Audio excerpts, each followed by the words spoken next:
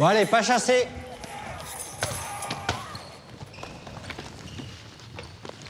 Tu regardes quoi là? C'est une série, ça, mon frère. Oh là là, c'est gore. Moins de 16 ans quand même. Tu sais, moi j'ai beau savoir que c'est des effets spéciaux, ça me fait bien flipper. Ah bon? Ah ouais. Pas toi? Ouais, c'est chaud. Les images violentes, on doit les éviter, sinon il faut en parler. Vas-y, raconte. Face aux écrans, soyons vigilants. Retrouvez-nous sur jeunepublic.csa.fr.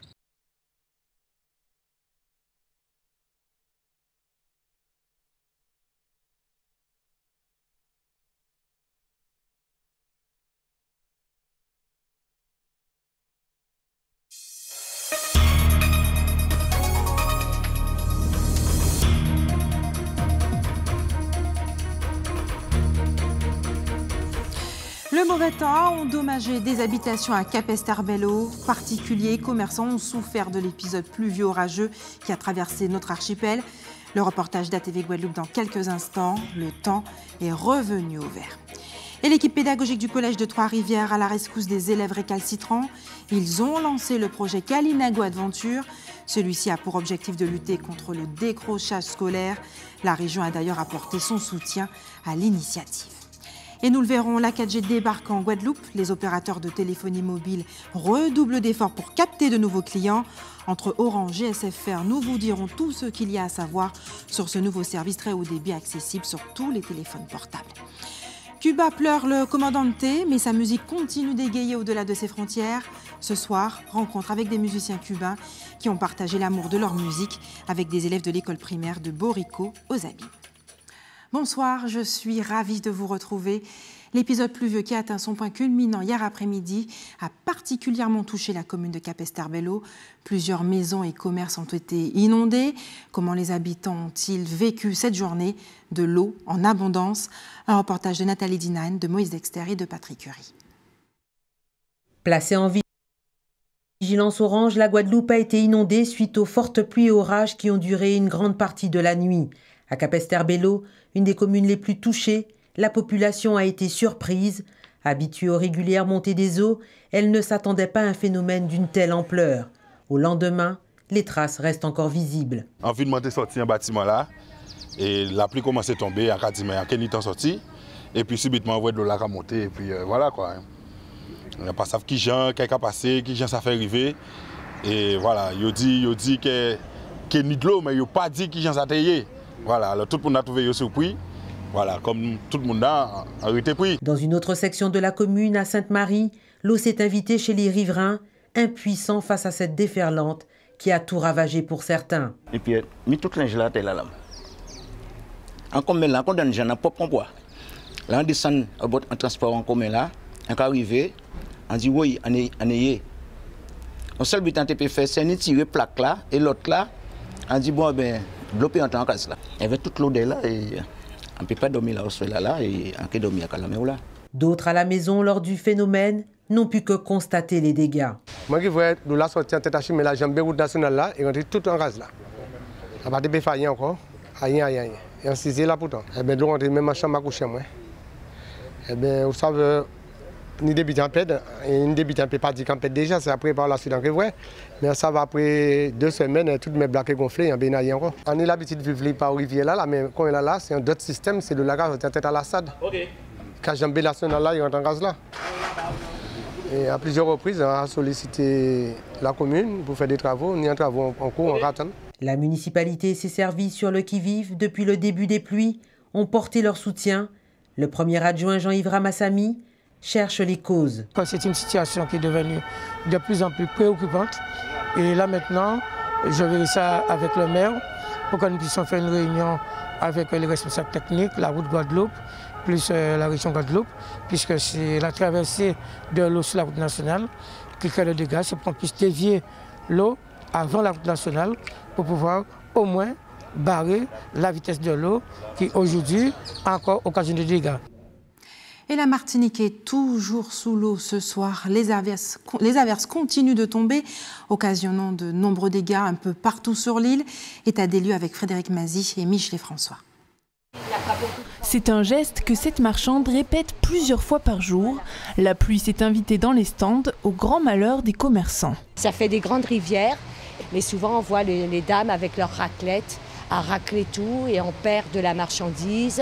Une dame, là, Suzanne, a perdu un petit peu quelques boubous qu'elle a été obligée de jeter parce que c'était plus vendable. Les pieds mouillés, mais le sourire aux lèvres, les croisiéristes relativisent sur ce temps peu clément. C'est comme à la maison. En Angleterre. Nous avons de la pluie froide chez nous. Ici, c'est la pluie du Rhum, donc nous sommes contents. On attendait du soleil, mais avec la pluie, on fait comme on peut, hein? Et puis on est bien habillés. Au Morne Rouge, près de 300 foyers ont été privés d'électricité. Dans ce quartier, aucun habitant n'a de courant. C'est la débandade. À chaque fois qu'il y a, même pas qu'il ne pleut pas, il y a eu que le grondement du tonnerre. J'ai tous mes trucs qui sont en train de décongeler là. On n'a pas de lumière, je ne sais pas pourquoi. Les équipes d'EDF sont à pied d'œuvre. Jean-Marc m'a appelé, donc là je suis en train d'essayer de terminer la réparation entre Plateau Sable et Pajot. Il faut d'abord trouver la cause de cette panne. Ici, cela aura pris 2 heures. Depuis le début de l'année, c'est déjà la 5e fois que tout le quartier se retrouve sans courant. C'est une zone relativement boisée. Et comme la ligne qui alimente cette zone est aérienne, donc elle est souvent agressée par la végétation, les bambous. Autre conséquence de ces pluies diluviennes, certaines routes sont en bien mauvais état. À Saint-Pierre, une portion de voirie est inaccessible, les canalisations débordent. Ça gêne 2-3 clients quand même pour le passage parce que quand il y a beaucoup d'eau, on ne peut pas accéder, vous avez vu comment c'est? On ne peut pas accéder, donc voilà. Pour colmater les trous créés par les intempéries, du goudron a été répandu sur la chaussée. Les agents de la CTM devraient demain effectuer des travaux, si le temps le permet. Et les contraintes structurelles qui touchent les entreprises domiennes seront peut-être prochainement prises en compte par l'Union européenne. La ministre de l'Outre-mer, Erika Barrett, accompagnée du président de région, Harry Chalus, se sont rendus hier à Bruxelles pour convaincre l'Europe d'augmenter les plafonds d'aide d'État aux Outre-mer, le fameux RGEC. Les précisions avec nos confrères d'ATV Paris. C'est toujours compliqué pour les Outre-mer de se faire entendre à Bruxelles. Mais cette fois-ci, le Guyanais Denis Burlot et le Guadeloupéen Harry Chalus ont accompagné Erika Barrett à Bruxelles pour convaincre la commissaire européenne de la concurrence d'augmenter les plafonds d'aide en révisant le fameux RGEC, le régime général d'exemption par catégorie. Il faut simplifier, le RGEC est un moyen de simplifier les procédures, mais il faut continuer à bien protéger notre secteur de très petites et moyennes entreprises. Donc nous avons fait des demandes concrètes. Nous voulons que, par exemple, l'exclusion de l'octroi de mer de ces règlements soit confirmée aussi dans un temps que nous souhaitons, nous, autour de mars. L'octroi de mer, Bruxelles a voulu l'éradiquer avant de l'intégrer finalement dans le RGEC. Les élus, poussés par les représentants d'entreprises, veulent aujourd'hui qu'il devienne une source d'aide en plus du RGEC. Ils avaient mis un barème où les entreprises ne devaient pas dépasser un plafond que de 30%. Sans l'octroi de mer, les entreprises dépassent déjà ce plafond. Donc avec l'octroi de mer, ça aurait été l'explosion. Donc mieux vaut enlever l'octroi de mer et augmenter le plafond, comme l'a expliqué la ministre, ce qui permet aux entreprises d'avoir une plus grande marge de manœuvre pour pouvoir investir, recruter et voilà, avoir quand même une meilleure lisibilité sur les années à venir. Au-delà de l'octroi de mer, il y a aussi l'industrie du rhum qui pourrait être exclue du régime de plafonnement d'aide. L'Europe donnera son avis sur ces questions autour du 8 décembre. Autre question, les projets financés pour les collectivités territoriales. L'Agence française de développement est chargée du financement et de l'accompagnement des politiques publiques ainsi que de la compétitivité des entreprises, ne trouve pas suffisamment de projets à financer, notamment auprès des collectivités. Louis-Antoine Souchet, bonsoir. Bonsoir. Merci d'avoir accepté notre invitation ce soir. Vous êtes un expert justement de l'Agence française de développement. Vous avez d'ailleurs mené récemment une enquête auprès de 12 communes, dont 2 intercommunalités. Comment expliquer ce paradoxe? Les collectivités qui ne cessent de se plaindre de la baisse des dotations de l'État, elles sont quasiment presque toutes dans le rouge, mais n'ont pas suffisamment de projets à financer. Alors effectivement, au terme de cette mission de terrain, on est allé à la rencontre des maires et de leurs services. Un des éléments très paradoxaux qui apparaît, c'est que on est aujourd'hui dans une situation où les communes de Guadeloupe sont globalement plutôt peu endettées, hein, quand on les compare aux communes de l'Hexagone ou aux communes de l'Outre-mer. Donc elles ont une marge aujourd'hui pour emprunter. Par ailleurs, les financements aujourd'hui en investissement, donc les subventions, que ce soit les fonds européens, que ce soit les financements de l'État, de la région, du département, sont disponibles. Hein, et en général, sur les investissements des communes, ils représentent à peu près 80% hein, du plan de financement des investissements. Et il y a des besoins d'investissement, hein, très clairement. Or, aujourd'hui, effectivement, comme vous l'avez dit, on a le sentiment que les communes ont du mal à aller mobiliser ces financements, à pouvoir monter des projets d'investissement pour aller solliciter à la fois ces subventions d'investissement et ces financements bancaires. Justement, comment on l'explique, le fait qu'elles n'arrivent pas à épargner pour investir? Alors aujourd'hui, le constat qu'on a pu faire hein, sur le panel de communes qu'on a pu rencontrer, c'est que nombre d'entre elles, à peu près les 2/3, sont soit aujourd'hui dans une situation de déficit de fonctionnement ou de quasi-déficit, c'est-à-dire que, peut-être pour que ce soit plus parlant pour vos téléspectateurs, c'est comme un ménage qui serait à découvert. Hein. C'est-à-dire qu'aujourd'hui, elles n'arrivent pas à couvrir avec leurs recettes propres leurs charges courantes. Hein. Donc cette situation-là est très pénalisante puisque, d'une part, pour les fournisseurs, ça génère des délais de paiement très conséquents. Et puis, ça empêche les communes de venir, sur leurs fonds propres, apporter la part de financement à ces investissements, puisque je le disais tout à l'heure, c'est à peu près 80% de subventionnement. Et les communes, en général, apportent 15 à 20% du bouclage. Donc aujourd'hui, certaines de ces communes, effectivement, du fait de ce déficit-là, ne sont pas dans la capacité de venir monter ces projets-là, et donc de solliciter ces financements. Il y a une problématique aussi plus particulière pour les petites communes, qui, elles, en plus de ça, ont aussi un déficit d'expertise, c'est-à-dire des ressources humaines avec trop peu d'encadrement, trop peu d'encadrants, et donc, là encore, pas de capacité technique à pouvoir monter des projets et à chercher des financements. Est-ce que les 32 communes de la Guadeloupe dépendent-elles, selon vous, à l'excès des subventions de l'État et de l'Europe? Non, je ne pense pas.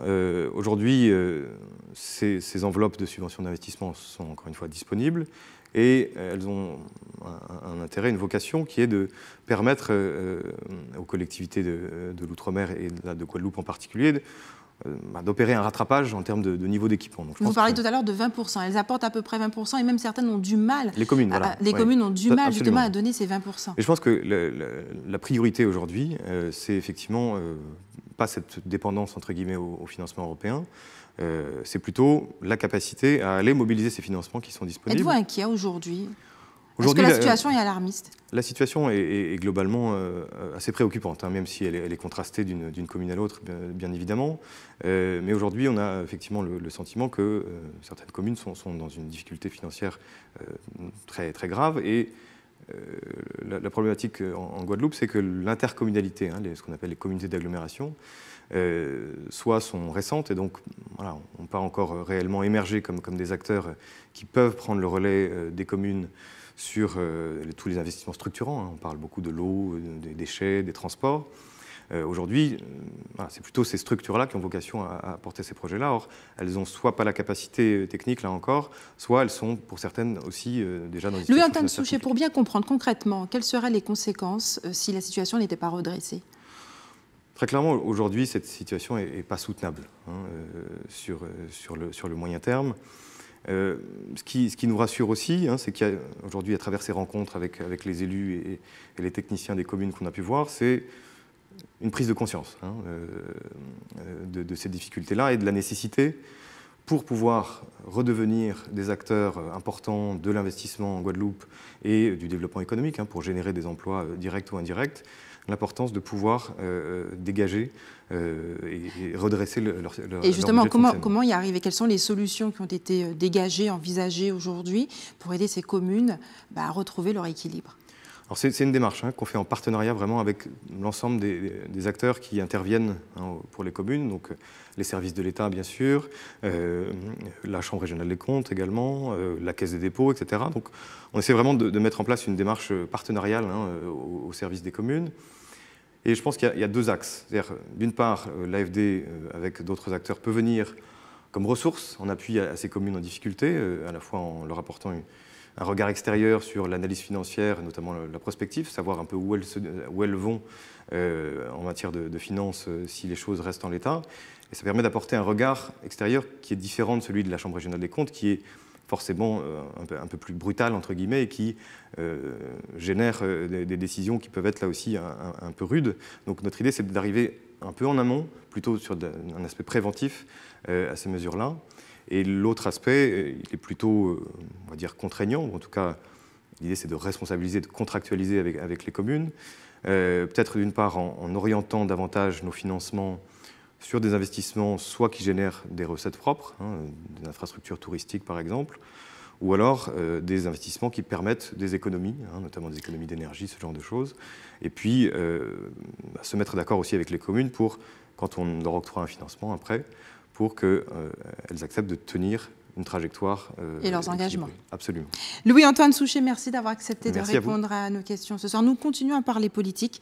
Christiane Taubira franchira-t-elle le pas d'une candidature pour l'élection présidentielle de 2017 ? En tout cas, beaucoup de personnes le souhaitent, notamment à gauche. Une pétition a été lancée. Déjà 14 000 signatures ont été enregistrées.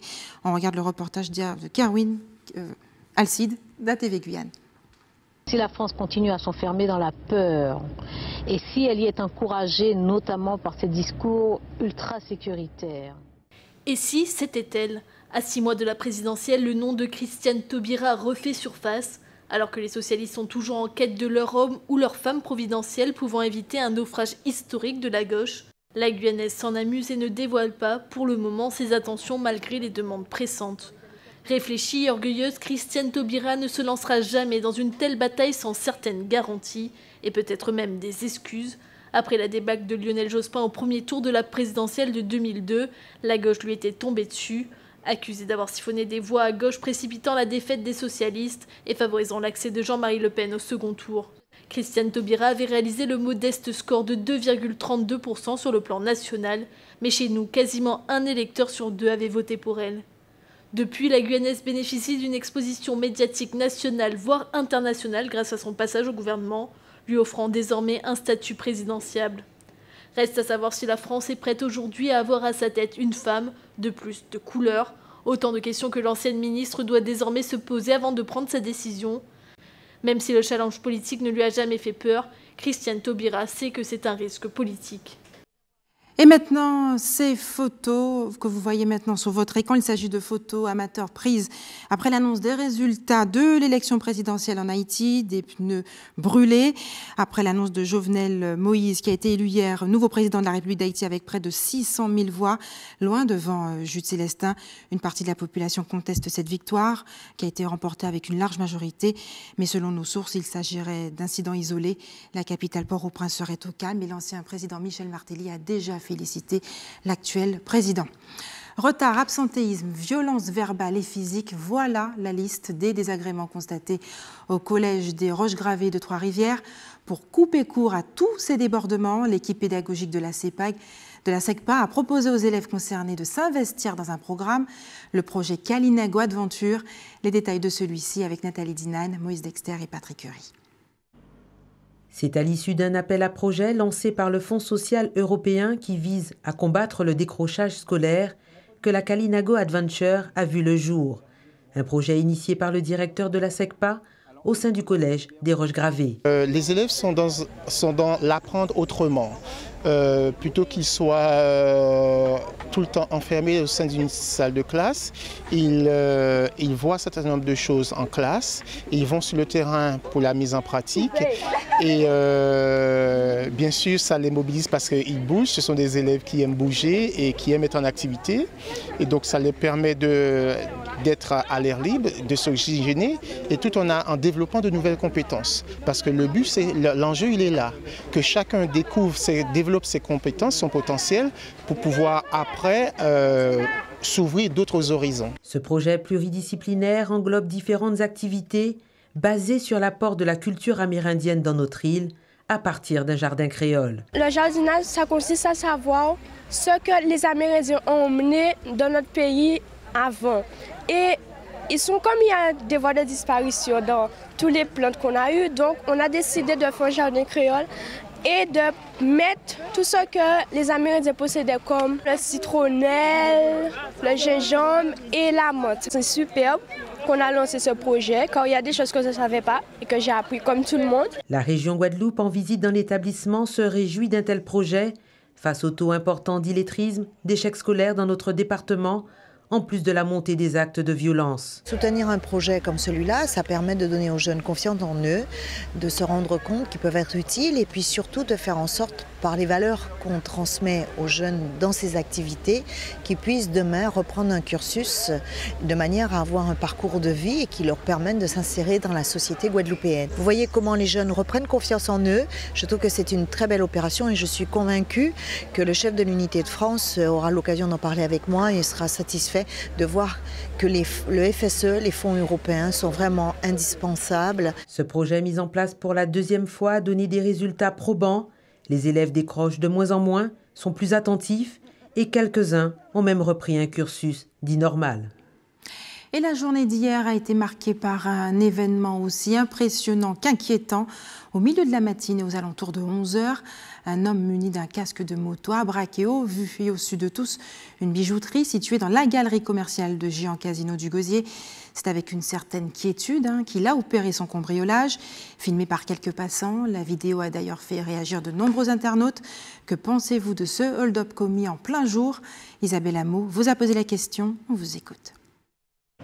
C'est un truc atroce, je trouve que c'est pas normal, c'est pas naturel que les gens ils fassent des trucs comme ça. Je trouve que c'était inadmissible pour voir que c'était un vigile qui est quelqu'un dans la paix pour mettre la paix dans un pays qui était en train de filmer un braqueur en train de braquer la bijouterie. Et personne n'a réagi, les gens sont en train de filmer, en train de regarder, ils sont en train de péter les vitres. Le vigile, il est payé pour protéger et non pour filmer. Donc c'est la personne qui est en charge, enfin la société qui est en charge le vigile, à savoir ce qu'il doit faire avec. Ça m'a choqué. De nos jours, on n'est pas indifférent et tout le monde doit se protéger.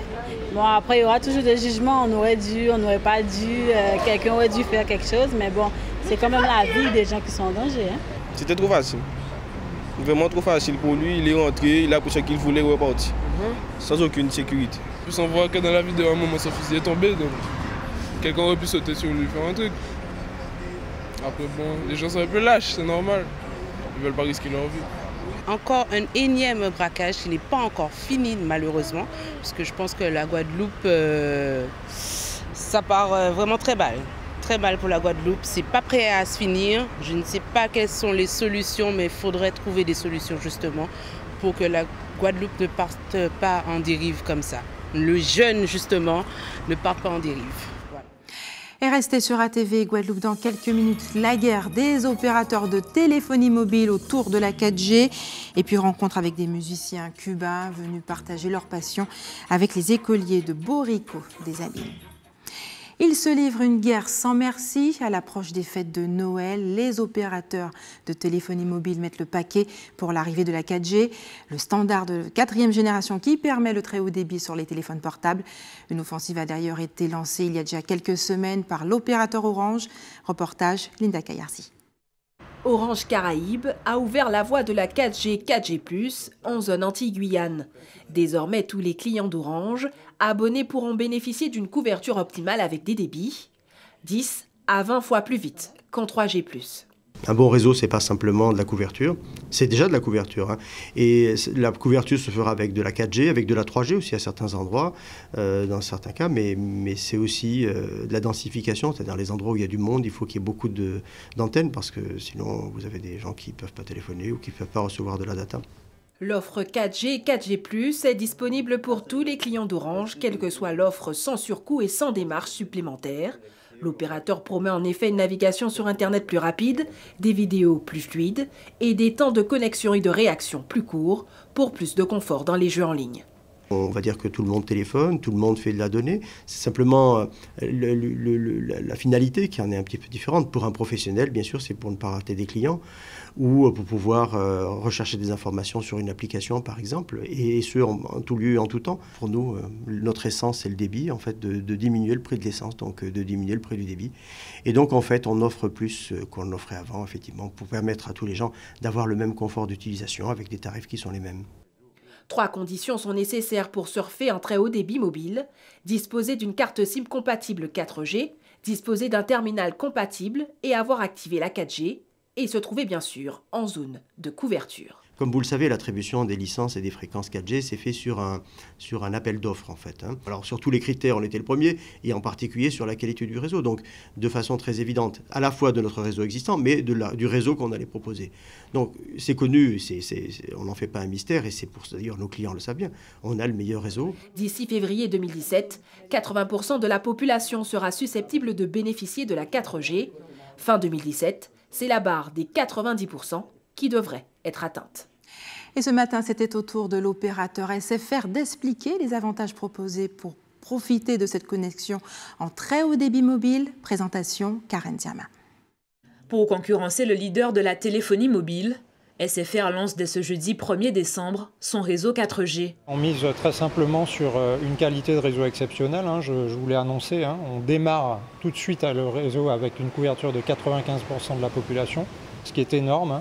On a depuis 12 mois fait des énormes investissements sur nos réseaux pour changer complètement notre réseau mobile et pour préparer la 4G. Et nous avons fait le choix stratégique d'équiper quasiment l'ensemble de nos sites en 4G pour offrir aujourd'hui aux Guadeloupéens une couverture quasi totale du territoire. Pour se démarquer de son principal concurrent, SFR mise sur la qualité de son réseau, mais particulièrement sur ses tarifs avantageux. Nous lançons un réseau 4G en force, avec une couverture de la population de plus de 95%, ce qui est largement devant ce qu'ont annoncé nos concurrents. Par ailleurs, nous animons énormément le marché également en proposant une offre, notamment une offre centrale, avec 20 gigas d'internet à 39,99 €. Ce qui est extrêmement compétitif sur notre marché. Nous avons mis ce qu'il fallait sur la table, puisque nous avons lourdement investi dans notre réseau. Nos abonnés le savent déjà, puisqu'ils ont déjà pu constater une très grande amélioration de notre réseau. Et nous avons aujourd'hui un réseau qui est de top niveau. Et avec la 4G, ce sera encore mieux. Et pour ceux qui souhaiteraient naviguer encore plus vite, là aussi, SFR a tout prévu. Notre réseau est également 4G+. Nous lançons avec des débits de 70 mégabits. Et nous lançons dès le 15 décembre le 180 mégabits et avant la fin décembre le 300 mégabits. Donc nous avons également un réseau 3G+. Donc tout ce que je vous dis sur nos offres est valable pour la 4G+. Pour bénéficier de ce nouveau réseau 4G SFR, il suffit pour les clients de passer en boutique, de changer sa carte SIM pour ensuite profiter du très haut débit. C'est une cérémonie hautement symbolique. Ce matin, les nouveaux résidents, les habitants de la résidence Mairie-Hélice ont reçu leur trousseau de clés à la mairie de Pointe-à-Pitre. Il s'agit d'une nouvelle résidence comprenant 22 logements. Elle a été réalisée dans le cadre de la rénovation urbaine de la ville et devrait être suivie d'autres chantiers pour poursuivre la mutation des quartiers de Chanzy, Bergevin et Henri IV. Reportage Karen Diam. Bâtiment flambant neuf, extérieur réaménagé, Muriel visite cet appartement de la SIG. Dans quelques jours, elle y emménagera avec sa famille. J'avais déjà vu une première fois, mais c'était pas très éclairé. C'était en début de soirée, donc j'ai pas vraiment tout vu. Là, je suis en train de vraiment visiter. Et j'attends avec impatience l'éclat de mes enfants parce que c'est surtout ma fille qui a 14 ans qui attendait d'avoir sa chambre, de pouvoir décorer comme elle veut. Elle n'attend que ça. Donc là, moi, je suis enchantée déjà de ce que j'ai déjà vu. Et je vais monter à l'étage pour regarder un peu plus. Des appartements comme celui de Muriel, la SIG en propose une vingtaine. On a du T2 au T4, avec une bonne proportion de T2 qui sont offertes. Il faut savoir que les résidences, enfin les logements correspondent à l'occupation, au taux d'occupation, donc ça nous permet d'attribuer des logements qui correspondent avec les besoins de nos clients. Une personne qui vit seule va occuper plutôt un T2 et une famille qui a beaucoup d'enfants aura un logement qui sera adapté à ses besoins, type T4 par exemple. Située à quelques minutes du centre-ville, cette nouvelle résidence s'inscrit véritablement dans le projet de rénovation urbaine lancé par la ville. Là, nous avons une étape où des locataires qui viennent pour une part d'Henri IV et qui n'avaient pas encore pu être relogés alors qu'ils venaient des bâtiments A, C ou AB, eh bien, ils arrivent au bout de leur parcours et ils se retrouvent dans une très belle résidence. De même qu'il y a des locataires qui viennent de Chanzy, qui est l'une des dernières grosses structures de logement qu'il nous faut vider complètement. Je suis contente, je me dis dans quelques années, Pointe-à-Pitre on ne reconnaîtra plus Pointe-à-Pitre et puis tout le monde voudra habiter Pointe-à-Pitre et ça prendrait de la valeur et c'est sûr, je suis très enchantée d'être ici.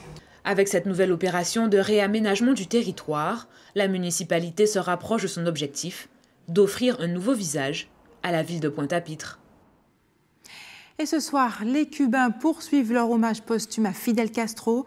Les dirigeants de la gauche latino-américaine sont également à La Havane ce soir pour une grande cérémonie boudée par la plupart des chefs d'État, notamment occidentaux.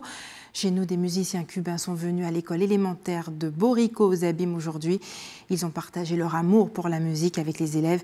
Une rencontre qui était déjà prévue dans le cadre d'un projet pédagogique. Isabelle Hameau n'a pas manqué ce rendez-vous qui tombe à point nommé. On regarde son reportage.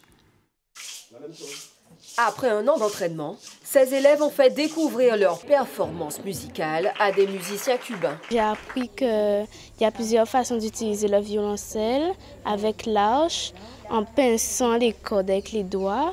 Cette école de Borico ne contient qu'une seule classe de plusieurs niveaux. L'intérêt de ce projet est de permettre aux élèves de s'exprimer à travers la musique. Alors nous avons commencé l'an dernier par une partie vocale que j'assurais moi-même et qui a consisté à permettre aux enfants d'apprendre la polyphonie, c'est-à-dire faire plusieurs voix sur le même chant. Parce qu'il fallait trouver une façon de coordonner, de donner du sens à cette classe qui était quand même assez complexe. Des élèves au fait de l'actualité qui ont profité de la présence des Cubains pour rendre hommage à Fidel Castro en relatant les temps forts de son histoire. C'était un bon président, il est resté très longtemps au pouvoir, même s'il était un peu méchant. C'était quand même un bon président et que même s'il est décédé, il restera toujours dans l'histoire de Cuba. L'objectif à long terme serait de mettre en place un atelier musical pour les années à venir. Voilà un projet qui pourrait sauver cette école menacée de fermeture. Et c'est l'heure des informations pratiques maintenant. Faites des réserves d'eau dès ce soir. La distribution de l'eau sera interrompue dès demain matin à 7h à Déhay, dans le quartier de Leroux. Le retour à la normale est prévu en fin d'après-midi. Et l'équipe de l'établissement français du sang vous donne rendez-vous demain au centre commercial d'Estreland de Bemao de 13h à 17h30. Et enfin, si vous êtes témoin d'un événement, n'hésitez pas à nous contacter au 0590 71 2 fois ou à nous envoyer vos informations et indiscrétions à rédaction@atv.gp. Et c'est la fin de notre édition locale et régionale. On se retrouve dans un court instant pour le rappel des titres.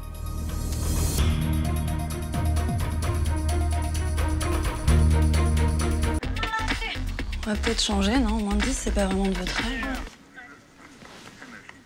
Ça vous a pas paru un petit peu bizarre, le garçon qui embrassait toutes les filles, là? On avait pas mal de copines, non? Ouais, tu te laisserais, toi, attraper par les cheveux comme il faisait? Bah non, jamais de la vie. Je sais pas, tous les garçons qui applaudissent autour, c'est franchement... Au secours. Les images choquantes, on doit les éviter, sinon il faut en parler. Pourquoi? Face aux écrans, soyons vigilants. Retrouvez-nous sur jeunepublic.csa.fr.